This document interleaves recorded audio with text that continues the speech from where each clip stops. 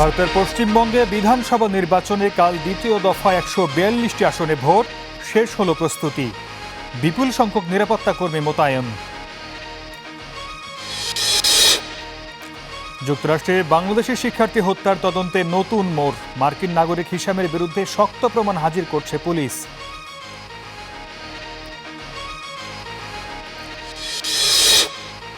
ইরানের নতুন প্রস্তাবে নাখোশ ট্রাম্প, নিরাপত্তা পরিষদের বৈঠকে হরমুজ খুলে দেওয়ার আহ্বান জানালেন জাতিসংঘ মহাসচিব।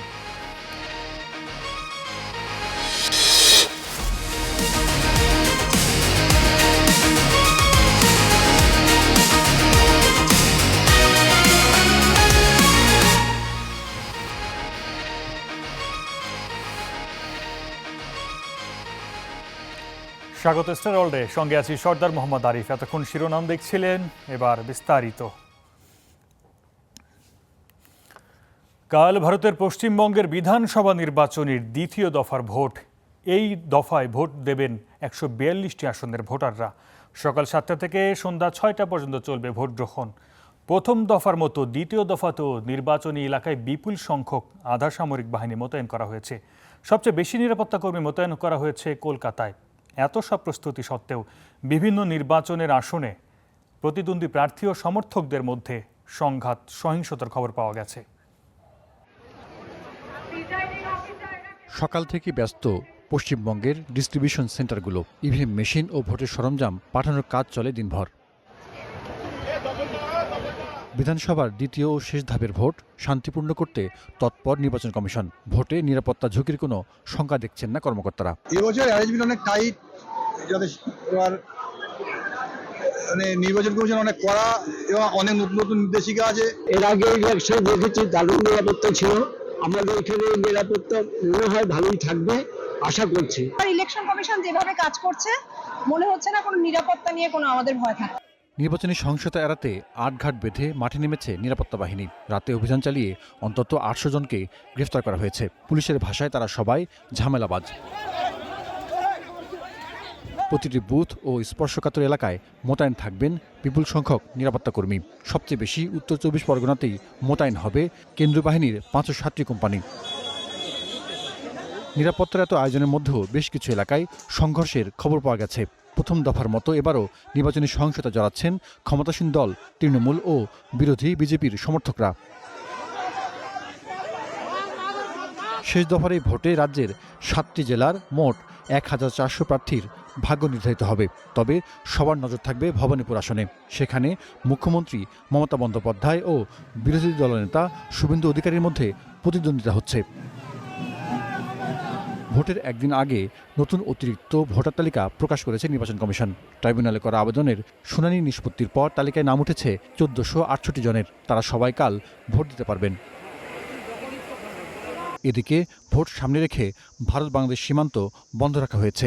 আগামী ৪ মে পশ্চিমবঙ্গ বিধানসভার নির্বাচনে ভোট গণনা ও ফল ঘোষণা হবে। সেদিনই নির্ধারিত হবে আগামী ৫ বছরের জন্য কারা যাচ্ছেন রাজ্যের ক্ষমতায়। Zahidur Rahman, Star News. এদিকে দ্বিতীয় দফার ভোটের আগে উত্তরপ্রদেশের বিতর্কিত পুলিশ কর্মকর্তা অজয় পাল শর্মাকে পশ্চিমবঙ্গের নিয়োগ দিয়েছে নির্বাচন কমিশন। তার বিরুদ্ধে তৃণমূল প্রার্থীদের হুমকি দেওয়ার অভিযোগ উঠেছে। তৃণমূল নেতারা বলছেন, ভয়ের পরিবেশ তৈরি করতেই কমিশন বিতর্কিত এই পদক্ষেপ নিয়েছে। তবে বিজেপির দাবি, হেরে যাওয়ার ভয়ে পুলিশ কর্মকর্তার বিরুদ্ধে অভিযোগ তুলছে তৃণমূল কংগ্রেস। পশ্চিমবঙ্গে বিধানসভা নির্বাচনে এক প্রার্থীর বাড়িতে গিয়ে এভাবেই শাসাচ্ছেন উত্তরপ্রদেশের বিতর্কিত পুলিশ কর্মকর্তা অজয় পাল শর্মা। নির্বাচনী উত্তেজনার মধ্যে এবার এই পুলিশ কর্মকর্তার ভূমিকা নিয়ে রাজ্যের রাজনৈতিক মহলে তৈরি হয়েছে তুমুল বিতর্ক। শাসক দল তৃণমূল বলছে, ভয়ের পরিবেশ তৈরি করতেই উত্তরপ্রদেশের বিতর্কিত পুলিশ কর্মকর্তাকে পশ্চিমবঙ্গে এনেছে বিজেপি। অজয় পাল শর্মার বিরুদ্ধে একাধিক অভিযোগ তোলে নির্বাচন কমিশনের গ্রহণযোগ্যতা নিয়ে প্রশ্ন তুলেছে দলটি। পুলিশ অবজারভার কারোর বাড়ি থেকে নিজে সরাসরি উপস্থিত থেকে ধমকানো চমকানোর এটা কোনো নিয়ম নেই। ইলেকশন কমিশনের কোনো নিয়ম নেই। ওনার যদি কিছু বলার থাকে উনি এসপিকে বলতে পারে, লোকাল আইসিকে বলতে পারে। ওনার এখতিয়ার নেই, ইসিআই এর কোনো নিয়ম নেই যে উনি ডাইরেক্ট গিয়ে সরাসরি কাউকে ধমকানো চমকানো। তবে তৃণমূলের এই অভিযোগ নাকচ করে বিজেপি বলছে, ভয়মুক্ত পরিবেশ বজায় রাখতে কাজ করছে নির্বাচন কমিশন। देखो ऐसा है तृणमूल कांग्रेस या उस তৃণমূল কংগ্রেস ভালোভাবে জানে নির্বাচনের প্রথম ধাপে তাদের আসন অর্ধেকের মতো কমে গেছে, আর দ্বিতীয় ধাপে তারা পরাজয় বরণ করতে যাচ্ছে। ভোটাররা যাতে স্বাধীনভাবে তাদের গণতান্ত্রিক অধিকার প্রয়োগ করতে পারেন সেটা নিশ্চিত করার ক্ষেত্রে কোনো কর্মকর্তার বদনাম করা বা ভিত্তিহীন অভিযোগ তোলা ঠিক নয়। साफ हो रहा हो तो इसी तरह का हुड़दंग তৃণমূল কংগ্রেস কড়া হুঁশিয়ারি দিয়ে বলছে এটি পশ্চিমবঙ্গ, উত্তরপ্রদেশ নয়। অজয়কে তার কৃতকর্মের জন্য শাস্তি পেতে হবে। আমাদের নজর আছে আপনার ওপরে, আপনি পালিয়ে বাঁচতে পারবেন না। আপনি যে রাজ্যে চলে যান, যে বিজেপির নেতার হাত আপনার মাথার ওপরে থাকুক না কেন, আপনার নামে এফআইআর হবে, আপনার নামে চার্জশিট হবে, আর আপনাকে ঘেঁটি ধরে বাংলার কোর্টে নিয়ে আসা হবে। রাজনৈতিক বিশ্লেষকদের মতে এই ধরনের অভিযোগ পাল্টা অভিযোগের মধ্যে দ্বিতীয় দফার ভোট পর্ব আরও জটিল রূপ নিচ্ছে। মাজিদ শাহরিয়ার, স্টার নিউজ। দর্শক, যেমনটা শুনছিলেন, পশ্চিমবঙ্গের বিধানসভা নির্বাচনের ভোট হবে আগামীকাল। 142টি আসনে ভোটাররা দেবেন এই ভোট। এর মধ্যে বিভিন্ন এলাকায় সংঘাত সহিংসতার খবর পাওয়া গেছে। দ্বিতীয় দফার ভোট পরিস্থিতি নিয়ে দিকে নজর রাখছেন আমাদের সহকর্মী সুজিত দোয়ারি। আমরা আলোচনার জন্য তাকে স্বাগত জানাচ্ছি। সুজিত, বলা হচ্ছে প্রতিদ্বন্দ্বী প্রার্থীদের কর্মী সমর্থকদের মধ্যে বিভিন্ন আসনে সংঘাত সহিংসতা হচ্ছে। সবশেষ কি তথ্য আছে আপনার কাছে? নতুন করে কোনো আসনে সংঘাতের খবর পাওয়া গেল কিনা জানাবেন।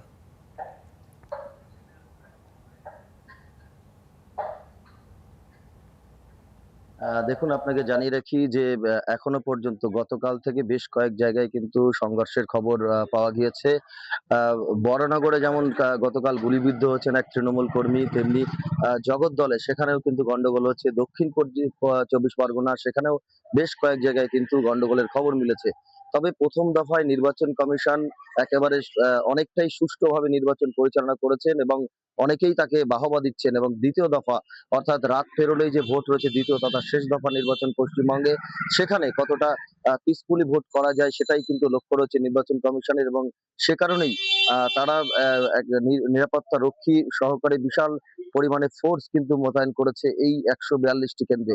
আমি একটু দেখানোর চেষ্টা করব, এই যে বুথ করা হয়েছে, একটা মডেল বুথে এই মুহূর্তে আমরা রয়েছি, সেই মডেল বুথের ছবি দেখাচ্ছি। নির্বাচন কমিশনের তরফে বিভিন্ন বার্তা দিয়ে এই মডেল বুথ করা হয়েছে। এবং আমি যদি ডান দিকে দেখাই, তাহলে কিন্তু এই যে বিদ্যালয়, এখানেই কিন্তু সকাল থেকে বা ঢাকার যে টাইম রয়েছে তা সেখানে কিন্তু 7:30 এবং ভারতীয় সময়ে সকাল 7টা থেকে কিন্তু এখানে আসবেন ভোট দিতে সাধারণ ভোটাররা। এবং এখন থেকেই কিন্তু নিরাপত্তা রক্ষীরা তারা কিন্তু এসে গিয়েছেন, তারা পাহারা দিচ্ছেন। আর আরেকটা বিষয় বলে রাখি, 2321 কোম্পানির নিরাপত্তা কর্মী রয়েছে এবং 38,297 জন পুলিশ কর্মী রয়েছে এই যে দ্বিতীয় দফা, সেই দ্বিতীয় দফা নির্বাচনে 142টি বিধানসভা কেন্দ্রের মধ্যে 1448 জন প্রার্থী রয়েছে যাদের ভাগ্য নির্ধারণ হবে। তবে সব থেকে বড় বিষয় হচ্ছে যে ভাগ্য নির্ধারণ করা হবে এখানে ভবানীপুর কেন্দ্র, যেখানে সব থেকে বড় হিসেবে ধরা হচ্ছে যে ভবানীপুর কেন্দ্র, সেখানে একেবারে মমতা বন্দ্যোপাধ্যায় একদিকে শুভেন্দু অধিকারী, একেবারে জোর টক্কর। প্রথম দফাতে শুভেন্দু অধিকারী নন্দীগ্রাম থেকে লড়েছেন, তার ভাগ্য এখনো পর্যন্ত ঝুলে রয়েছে সবার সঙ্গে। এবং দ্বিতীয় দফায় যে নির্বাচন রয়েছে সেখানে কিন্তু মমতা বন্দ্যোপাধ্যায়ের নিজের ভাগ্য ঝুলছে। আরেকটা বিষয় বলে রাখি, এই দ্বিতীয় দফাতেই কিন্তু লড়ছেন রাজ্যের বেশ কয়েকজন প্রাক্তন মন্ত্রী। তাদেরও আগামীকাল যে রেজাল্ট হবে সেই রেজাল্টের উপর ভিত্তি করেই নির্ভর করবে যে তাদের ফলাফল কি হয়, তাদের রাজনৈতিক ক্যারিয়ার কোন দিকে যায়। সুজিত, আমরা বিভিন্ন আসনের সংঘাতের খবর পাচ্ছিলাম। আপনি জানাবেন মমতা ব্যানার্জির যে আসনটি আছে সেই আসনটি কি ঝুঁকিপূর্ণ ঘোষণা করা হয়েছে কিনা? এই আসনে নিরাপত্তার জন্য আইনশৃঙ্খলা বাহিনীর পক্ষ থেকে কি কি ব্যবস্থা নেওয়া হয়েছে জানাবেন বিস্তারিত।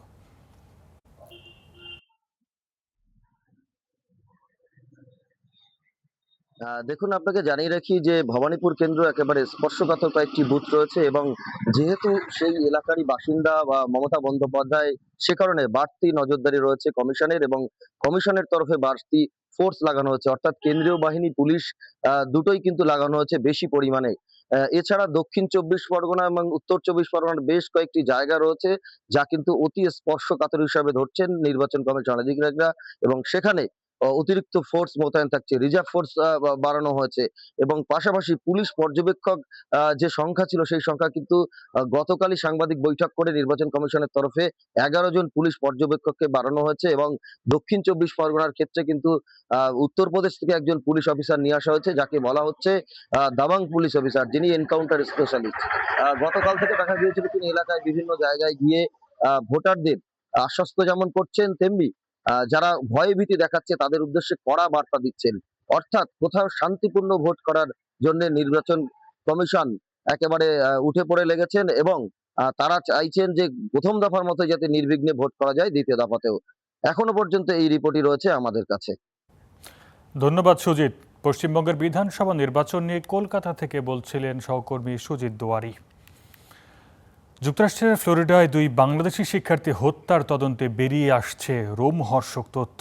হিশাম আবু গারিবের চ্যাটজিপিটি হিস্ট্রি, রান্নাঘরে রক্তের দাগ, শোবার ঘরের মেঝেতে মানুষের আকারের 2টি ছাপ, ফ্লোরিডায় ব্রিজের তার সন্দেহজনক উপস্থিতি, একই সময় সেখানে লিমনের ফোনের সবশেষ লোকেশন। সব মিলিয়ে হিশাম যে খুনি, আদালতে সেই প্রমাণ হাজির করতে যাচ্ছে ফ্লোরিডা পুলিশ। যুক্তরাষ্ট্রের ফ্লোরিডায় বাংলাদেশের 2 শিক্ষার্থী খুনের ঘটনায় বেরিয়ে আসছে গা শিউরে ওঠা তথ্য। এই হত্যায় মার্কিন নাগরিক হিশামের জড়িত থাকার বিষয়টি এখন অনেকটাই স্পষ্ট। হিলসবরো কাউন্টি শরিফের গোয়েন্দারা হিশামের সাথে প্রথম সাক্ষাতেই তার আঙুলে ব্যান্ডেজ দেখতে পান। হিশামের দাবি, পেঁয়াজ কাটার সময় তার আঙুল কেটেছে। 17 এপ্রিল থেকে নিখোঁজ 2 শিক্ষার্থী লিমন ও বৃষ্টি। 16 এপ্রিল গভীর রাতে ফ্লোরিডা ব্রিজের নজরদারি ডিভাইসে ধরা পড়ে হিশামের গাড়ি। লিমনের ফোনের সবশেষ লোকেশনও ছিল একই জায়গায়। একবার এক তথ্য দেয়া হিশাম জিজ্ঞাসাবাদের মুখে স্বীকার করে লিমন ও বৃষ্টিকে তিনি নিজের গাড়িতে করে ওই ব্রিজ এলাকায় পৌঁছে দিয়েছেন। প্রসঙ্গত, ওই ব্রিজের নিচ থেকেই পুলিশের ডুবুরিরা পরপর 2 দফায় কিছু দেহাংশ উদ্ধার করেন। হিশামের বাসার ডাস্টবিন থেকে উদ্ধার করা হয় লাইজল, ওয়াইপস, ফ্রিবস ও বডি ওয়াশ কেনার একটি রসিদ। 16 এপ্রিল গভীর রাতে অনলাইনে জিনিসগুলো কেনা হয়, যা দিয়ে হিশাম তার অপরাধের আলামত মুছে ফেলেন বলেও ধারণা করা হচ্ছে। ফ্ল্যাটের ডাস্টবিনে রক্তমাখা ডাকটেপের একটি অংশ মিলেছে। লিমনের মানিব্যাগ, চশমা, রক্তমাখা জামাকাপড় ও মোজাও উদ্ধার করেছে পুলিশ। সবচেয়ে ভয়ঙ্কর তথ্যটি বেরিয়ে আসে ফ্ল্যাটের ফরেনসিক পরীক্ষায়। হিশামের শোবার ঘরের মেঝেতে মানুষের আকারের 2টি ছাপ ধরা পড়েছে, যা তদন্তের সবচেয়ে মোড় ঘোরানো দিক। হিশামের ফোনের ব্রাউজিং রেকর্ড বলছে 13 এপ্রিল সে চ্যাটজিপিটিকে জিজ্ঞেস করেছিল কি উপায়ে লাশ লুকানো যায়। লিমন ও বৃষ্টির নিখোঁজের খবর সংবাদ মাধ্যমে ছড়িয়ে পড়লে হিশাম আবারও চ্যাটজিপিটির কাছে জানতে চায় নিখোঁজ বিপন্ন প্রাপ্তবয়স্ক ব্যক্তি বলতে কি বোঝায়।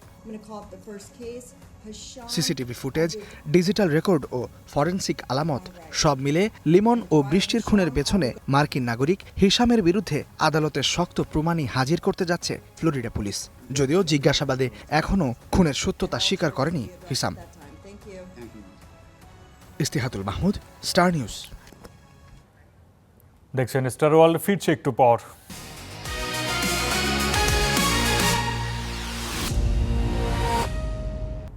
দেখছেন স্টার ওয়ার্ল্ড। এবার জানবো মধ্যপ্রাচ্যে যুদ্ধের খবর।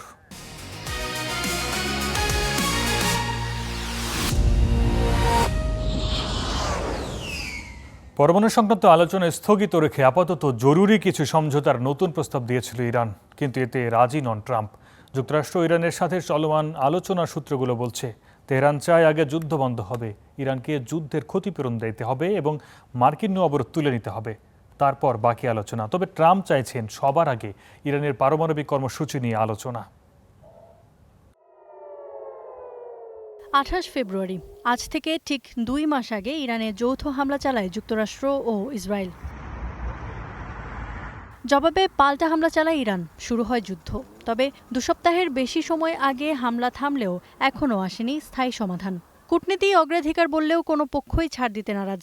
রোববার পাকিস্তানের মারফত ওয়াশিংটনকে নতুন একটি প্রস্তাব পাঠিয়েছে তেহরান। প্রস্তাবটি নিয়ে এখনও কোনো মন্তব্য করেননি মার্কিন প্রেসিডেন্ট। জাতীয় নিরাপত্তা কাউন্সিলের সাথে প্রস্তাবটি নিয়ে বৈঠক হয়েছে বলে জানিয়েছে হোয়াইট হাউস, কিন্তু জানানো হয়নি বৈঠকের বিষয় ও অগ্রগতি। জাতীয় নিরাপত্তা কাউন্সিলের সাথে ইরানের প্রস্তাব নিয়ে বৈঠক করেছেন প্রেসিডেন্ট।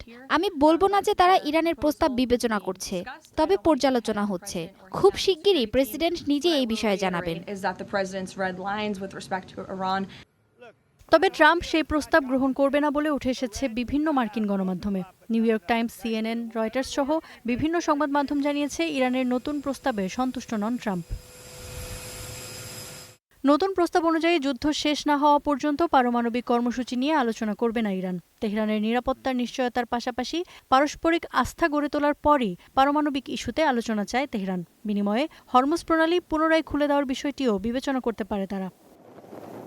অন্যদিকে যুক্তরাষ্ট্রের অবস্থান হলো পারমাণবিক ইস্যুটি শুরুতেই সমাধান করা উচিত। তাদের মতে ইরানের পারমাণবিক ইস্যু সমাধান না করেই যদি তাদের ওপর থেকে নিষেধাজ্ঞা বা চাপ কমানো হয়, তাহলে আলোচনায় যুক্তরাষ্ট্রের প্রভাব কমে যাবে। ইফাতিরা, স্টার নিউজ। এদিকে হরমুজে চলমান অচলাবস্থা নিয়ে জাতিসংঘ নিরাপত্তা পরিষদে একটি বৈঠক হয়েছে। বৈঠকে হরমুজ প্রণালী খুলে দেওয়ার আহ্বান জানিয়েছেন জাতিসংঘ মহাসচিব অ্যান্তোনিও গুতেরেস। তিনি সতর্ক করে বলেছেন, হরমুজ বন্ধের প্রভাবে থমকে যেতে বসেছে বিশ্ব অর্থনীতি। হুমকির মুখে পড়তে যাচ্ছে বিশ্বের খাদ্য নিরাপত্তা। এই পরিস্থিতিতে ইরান যুক্তরাষ্ট্র দুই পক্ষকেই হরমুজ প্রশ্নে ছাড় দেওয়ার আহ্বান জানান জাতিসংঘ মহাসচিব। যুক্তরাষ্ট্র ও ইরানের অনড় অবস্থানে 2 মাসেরও বেশি সময় ধরে অবরুদ্ধ হরমুজ প্রণালী। থমকে আছে বিশ্বের বড় একটি অংশের জ্বালানি বাণিজ্য। জেট ফুয়েলের সংকটে পড়েছে বিশ্বের বিভিন্ন দেশ। সারের অভাবে হুমকিতে পড়তে যাচ্ছে খাদ্য নিরাপত্তা। এমন অবস্থায় হরমুজ খুলে দেওয়ার আহ্বান জানালেন জাতিসংঘ মহাসচিব। প্রণালীটি খুলে দিন, জাহাজগুলোকে চলতে দিন। কোনো টোল নয়, কোনো বৈষম্য নয়। বাণিজ্য পুনরায় শুরু হতে দিন, বৈশ্বিক অর্থনীতিকে শ্বাস নিতে দিন। ইরান যুক্তরাষ্ট্র দ্বিতীয় দফা আলোচনার উদ্যোগ ভেস্তে যাওয়ায় এবং প্রণালীটি দিয়ে নৌযান চলাচল কমে যাওয়ার প্রেক্ষাপটে গুরুত্বপূর্ণ জলপথটি পুরোপুরি খুলে দেওয়ার জন্য কূটনীতিকদের সম্মিলিত হতেও আহ্বান জানান তিনি। আমি সদস্য রাষ্ট্রগুলোকে আন্তর্জাতিক সমুদ্র সংস্থা প্রস্তাবিত কাঠামোকে সমর্থন করার আহ্বান জানাচ্ছি। এই কাঠামো আন্তর্জাতিক আইন মেনে নাবিকদের নিরাপদ চলাচল, সহায়তা এবং সুরক্ষা নিশ্চিতের একটি সমন্বিত পরিকল্পনা। গত 24 ঘন্টায় হরমুজ প্রণালী দিয়ে 60টি পণ্যবাহী জাহাজ পার হয়েছে। যুদ্ধ শুরুর আগে প্রতিদিন এই সংখ্যা ছিল অন্তত 140টি। জাতিসংঘে নিযুক্ত মার্কিন রাষ্ট্রদূত বলেছেন, হরমুজ প্রণালী ইরানের নিজস্ব কোনো সম্পদ নয়। এই প্রণালী ইরানের নিজস্ব কোনো সম্পদের মতো ব্যবহার করার বিষয় নয়। এটি ইরানের দর কষাকষির হাতিয়ারও নয়, ইরানের টোল আদায় করার সড়কও নয়। কিন্তু যুক্তরাষ্ট্র সহ পশ্চিমা বিশ্ব যা স্বীকার করে না সেটি হলো আন্তর্জাতিক সমুদ্র আইনই ইরানকে তার উপকূলীয় সমুদ্র সীমার একটি নির্দিষ্ট অংশ পর্যন্ত মালিকানার এখতিয়ার দিয়েছে। যুক্তরাষ্ট্রের চাপিয়ে দেওয়া যুদ্ধের পর ইরান সেই মালিকানাই দাবি করছে। ইরানের আইনসম্মত এই পদক্ষেপগুলো রাষ্ট্রের নিরাপত্তার স্বার্থে নেওয়া হয়েছে। ইরান 1982 সালের সমুদ্র আইন সংক্রান্ত জাতিসংঘ কনভেনশন স্বাক্ষরকারী দেশ নয়, ফলে এই বিধানগুলো ইরান মানতে বাধ্য নয়। বিশেষজ্ঞদের মতে ইরান ও পশ্চিমা দেশগুলোর অবস্থানগত পার্থক্য হরমুজের সংকটকে বাড়িয়ে তুলছে। ফলে সমাধানে পৌঁছাতে হলে দুই পক্ষকেই কিছুটা নমনীয়তা দেখাতে হবে। Ishtiaq Hossain, star news. ওয়াশিংটনে ট্রাম্পের নৈশভোজ অনুষ্ঠানে গুলি চালানোর ঘটনায় অভিযুক্ত কোল টমাস অ্যালেনের বিরুদ্ধে আনুষ্ঠানিক অভিযোগ দায়ের করা হয়েছে। District of Columbia US attorney Jeanine Pirro জানিয়েছেন, 31 বছর বয়সী এই যুবকের বিরুদ্ধে প্রেসিডেন্ট ট্রাম্পকে হত্যার চেষ্টা সহ বেশ কয়েকটি গুরুতর অভিযোগ আনা হয়েছে। দোষী সাব্যস্ত হলে ক্যালিফোর্নিয়ার বাসিন্দা অ্যালেনের যাবজ্জীবন কারাদণ্ড হতে পারে। এই ঘটনায় ভারপ্রাপ্ত অ্যাটর্নি জেনারেল টড ব্ল্যাঞ্চ কড়া হুঁশিয়ারি দিয়ে বলেছেন, গণতান্ত্রিক প্রতিষ্ঠানের উপর এই ধরনের হামলা কোনোভাবেই বরদাস্ত করা যায় না।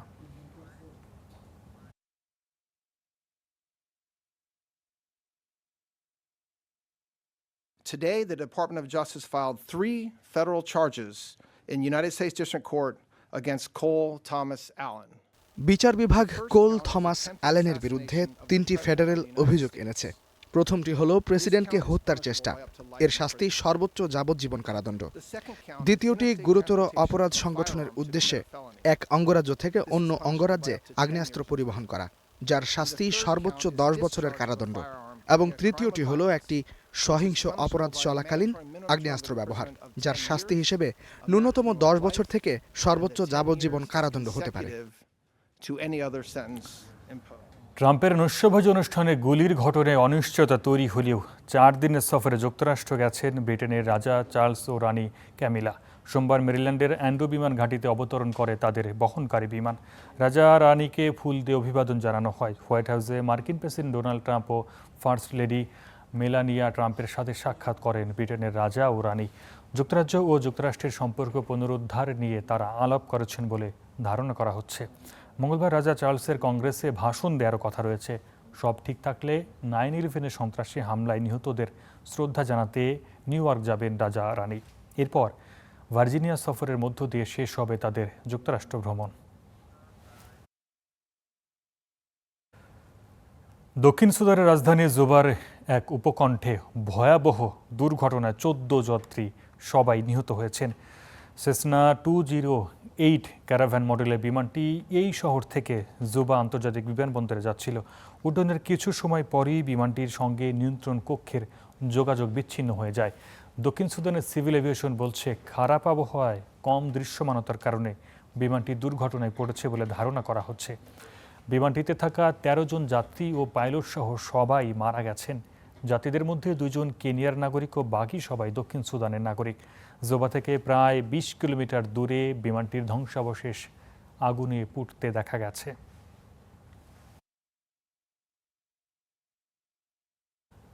নাইজেরিয়ার উত্তর পূর্বাঞ্চলের আদামাওয়া রাজ্যে জঙ্গি হামলায় 29 জন মারা গেছেন। দেশটির গুয়াকু গ্রামে কয়েক ঘন্টা ধরে চালানো হয় হামলা। এই হামলা চালায় সশস্ত্র জঙ্গিরা। রাজ্যের গভর্নর আহমাদু উমারু এটিকে মানবতার উপর আঘাত বলে অভিহিত করেছেন। জঙ্গি গোষ্ঠী ইসলামিক স্টেট এর একটি আঞ্চলিক শাখা এই হামলার দায় স্বীকার করেছে। তবে আইএস সমর্থিত দুটি গোষ্ঠীর মধ্যে কারাই হামলায় জড়িত তা এখনও নিশ্চিত নয়। একই দিনে উত্তর মধ্য নাইজেরিয়ায় একটি এতিমখানায় হামলা চালিয়ে 23 শিশুকে অপহরণ করে জঙ্গিরা। শিশুদের 15 জনকে উদ্ধার করা সম্ভব হয়েছে। বাকি 8 শিশুকে নিরাপদে ফিরিয়ে আনা ও জঙ্গিদের গ্রেফতারের চেষ্টা চলছে। নাইজেরিয়ার মুক্তিপণের জন্য অপহরণের ঘটনা সম্প্রতি বেড়ে চলেছে।